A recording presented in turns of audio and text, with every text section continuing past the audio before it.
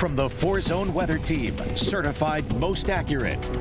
I'm meteorologist Joe DiCarlo. Live look outside downtown San Antonio on a cool, quiet Friday night. Temperatures have been holding in the upper 40s, low 50s across the area this evening. That's where we are now. We've had the cloud cover through the day. It's still overcast above, a few light sprinkles or showers near the coast, but these are going to stay down to the south. So quiet, cool conditions expected overnight. Temperatures, again, going to hold pretty steady in those mid to upper 40s to around 50 degrees during the overnight period. A big temperature increase, though, on the way for your weekend, and the sun finally returns tomorrow. We'll talk about when that arrives coming up.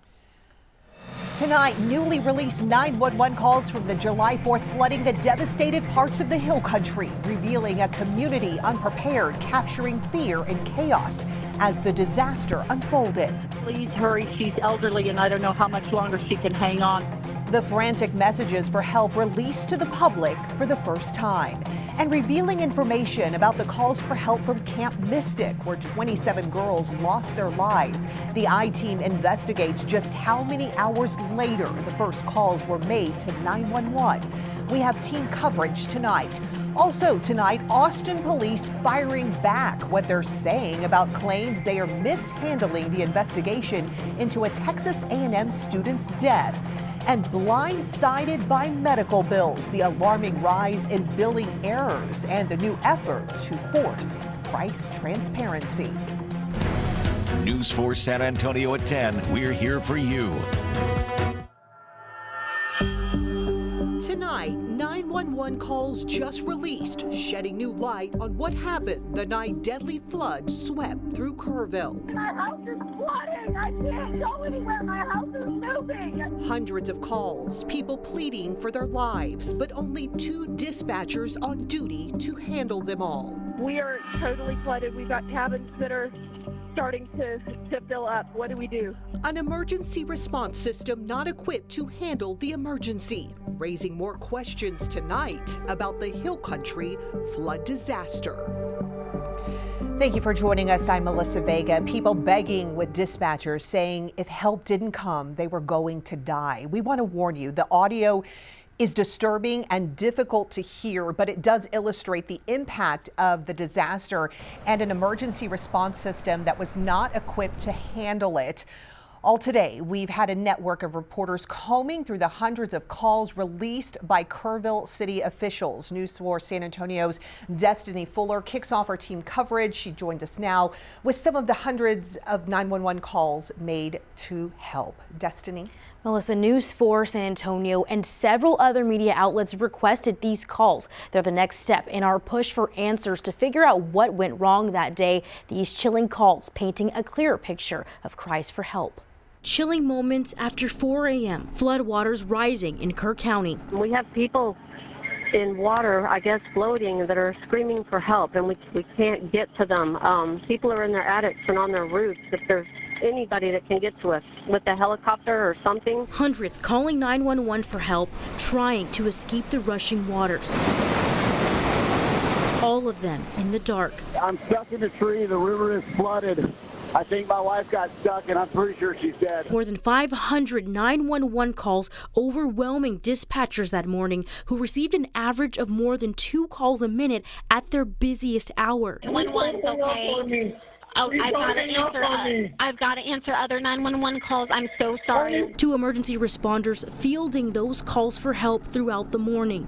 Dozens pleading to be rescued. It's getting higher, and I can't get out, and they said somebody's coming, but I need help because I can't swim, and it's getting dangerous. There's people that did not make it.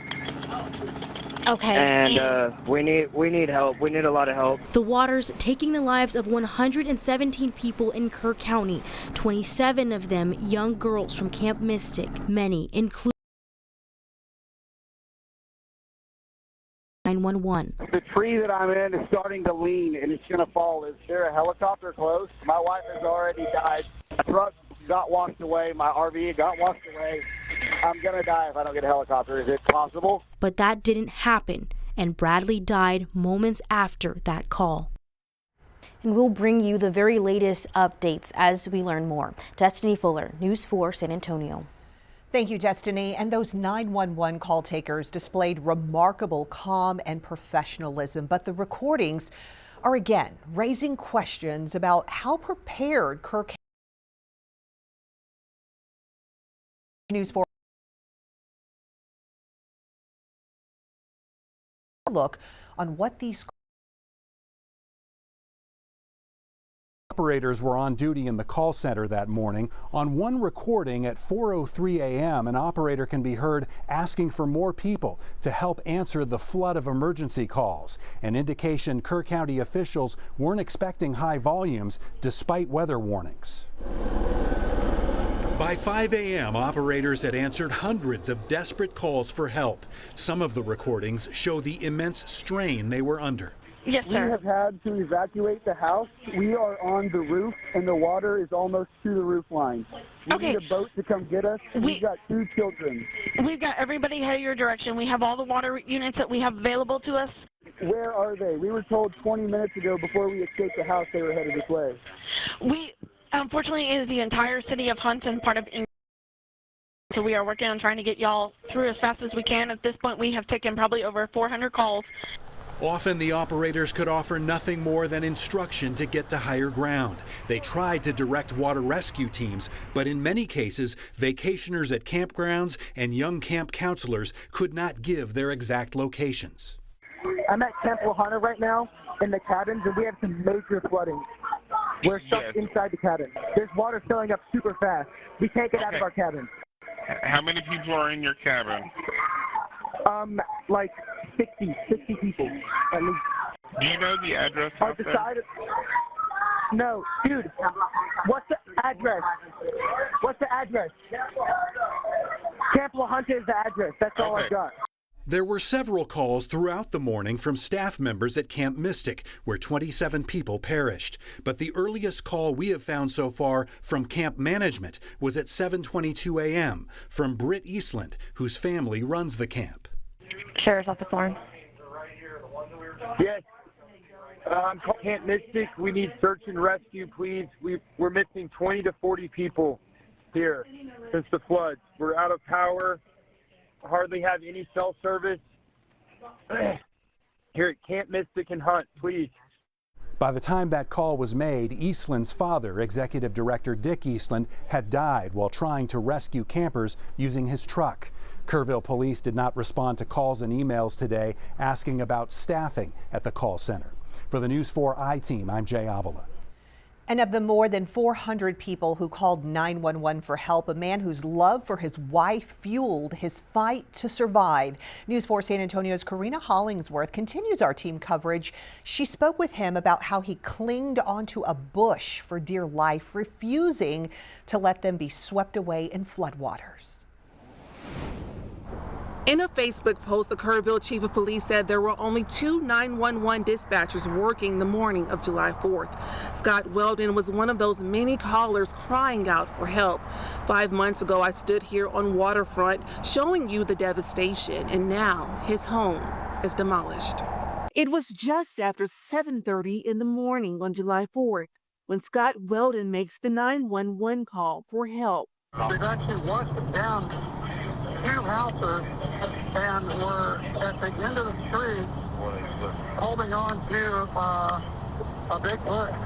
I'm going to get somebody your way as fast as possible. Yeah, I was going to say, we can use some help. Okay. Bye-bye. Wow. I don't remember that.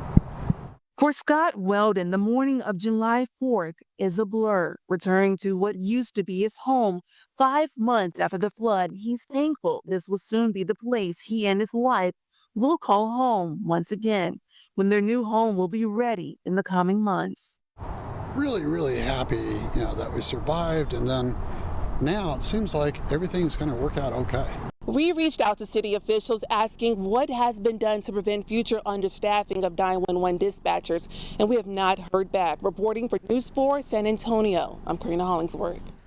Our network of reporters and producers have been going through these calls all day long. You can listen to them on news4sanantonio.com and be sure to download the News 4 app. That's where we are pushing out updates on our quest for answers after the July 4th flooding. Other news we're following tonight, Austin police pushing back after complaints the department is mishandling the investigation into a Texas A&M student's death.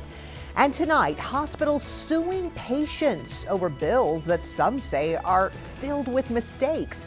We investigate the aggressive collection practices by some healthcare providers. And it was a tale of two halves for the Spurs tonight over in Cleveland. Highlights and post-game reaction coming up in just a few minutes. And warmer temperatures on the way for the weekend. We're talking 70s returning to much of the state. How long does this last?